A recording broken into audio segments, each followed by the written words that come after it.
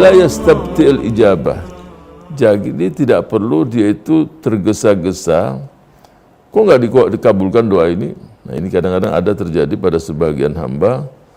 Kenapa saya sudah memohon, kok masih lambat ijabahnya? Dan tidak boleh pula dia berputus asa.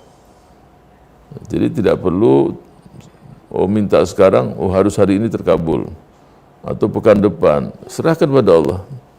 Jadi kapanpun dia harus sabar, dia tidak boleh terus terburu-buru karena dia makhluk yang lemah.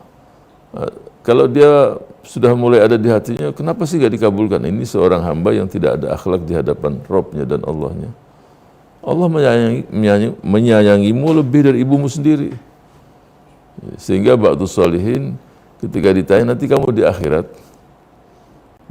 kamu ingin yang menghisab kamu, ibumu atau Allah? Allah, karena Allah pasti maha pemurah. Ya.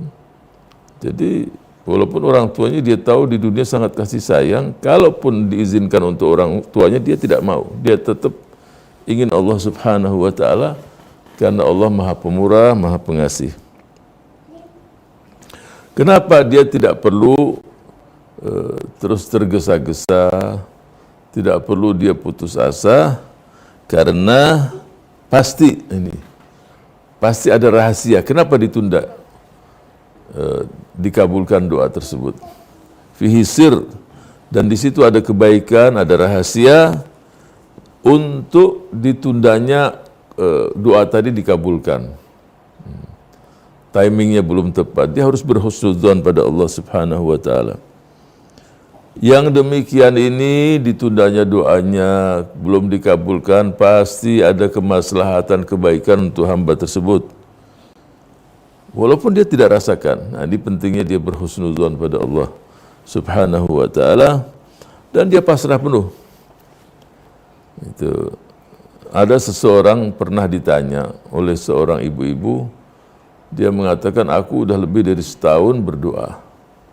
Bukan hanya berdoa tahajud, kemudian nazar, macam-macam sudah dilakukan. Nah, kemudian si ibu tadi mengatakan, kalau sudah setahun lebih aku berdoa, kemudian aku juga diiringi dengan puasa, dengan tahajud, sudah tidak diberikan, mulai saat ini aku tidak mau doa lagi dah. Sebab ada ustadz itu yang menceritakan, ud'uni astajib lakum, mintalah padaku, aku akan kabulkan permintaanku. Terus dia katakan, ya ustadz, aku sudah nggak mau lagi dah. Ini lebih dari setahun masih nggak dikabulkan. Bukan hanya doa atau dengan qiyamul lail. Kemudian si ustadz tadi mengatakan, kamu tidak meminta pun kamu diberikan. Dia kaget. Bagaimana saya nggak minta dikasih? Terus si guru tadi mengatakan, pakai telepon, jadi pertanyaannya lewat telepon. Coba kamu sekarang melihat wajahmu di depan kaca. Lihat dari atas sampai bawah. Pernah kamu meminta ini semuanya? Rambutmu, alismu, matamu, kamu tidak pernah. Tapi ketika kamu hadir di dunia, Allah ciptakan dan berikan untuk kamu yang sempurna. Jadi kamu tidak minta pun Allah berikan. Kamu bisa berjalan, kamu ini, semuanya sempurna.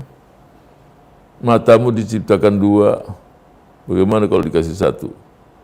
Atau satu itu di tengah umpamanya. Kamu diberikan gigi yang sempurna. Dan dalam batas tertentu gigi tadi berhenti. Coba kalau tumbuh terus. Jadi kamu bersyukur, kamu tidak minta, saya diberi. Bagaimana minta? Pasti, cuma sabar. Pasti ada kebaikan di situ. Ditundanya itu untuk kemaslahatanmu. Bahkan mungkin tidak diberikan di dunia, diberikan di akhirat untuk kemaslahatanmu. Karena kalau kamu diberikan di dunia bisa mencelakakan kamu.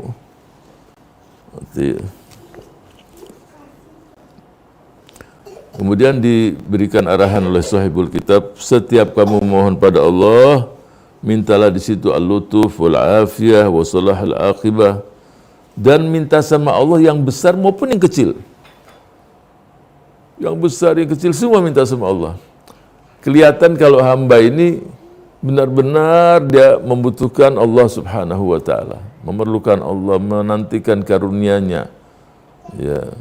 Dan di samping itu dia memohon Allah al-afiyah, keselamatan di dunia dan keselamatan pula di akhirat. Ya. Sebab kalau seseorang itu memohon al-afiyah, nanti juga akan kita jelaskan, itu sesuatu yang dianjurkan oleh Rasul Shallallahu Alaihi Wasallam, seperti beberapa riwayat pada Ibn Abbas, nanti kita akan jelaskan. Tapi yang jelas di sini, kalau seseorang itu memohon, minta pula al-lutuf, wal-afiyah, wa salahil akhibah. Jadi ending yang indah, ending yang bagus, ya husnul khatimah, segala sesuatu tergantung akhir dari kehidupan itu sendiri.